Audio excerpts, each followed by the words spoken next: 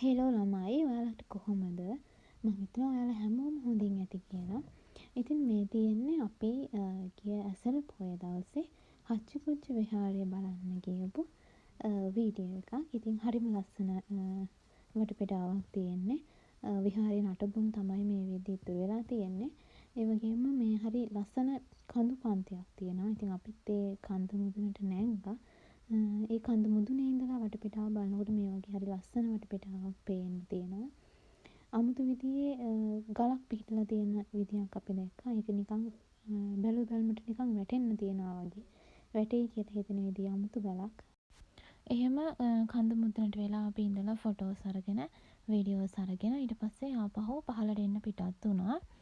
හරිම ලස්සන වටපිටාවක් තිබුණා. ඉතින් ඒ වටපිටාව බලන ගමන් එහෙම පල්ලෙහාට ඇවිල්ලා අපි ගෙදර එන්න පිටත් වුණා. මගදිකට තිබුණු දන්සල් වලිනුත් ඒ දුන්න කෑම වර්ග කාලා ඊට පස්සේ එන ගමන් හවස් වුණ නිසා අපි ගියා තොරණ බලන්න. අපේ ටවුන් එකේ ලස්සන තොරණක් හදලා තිබුණා. ඉතින් අපි ඒ තොරණත් බලාගෙන එහෙමම රෑ වෙලා ඊට පස්සේ අපේ ගමන අවසන් කරලා ගෙදර එන්න පිටත් වුණා. ඉතින් ඔයාලා හැමෝටම ගොඩක් ස්තුතියි මාව අහගෙන හිටියට සහ මාව බලාගෙන හිටියට.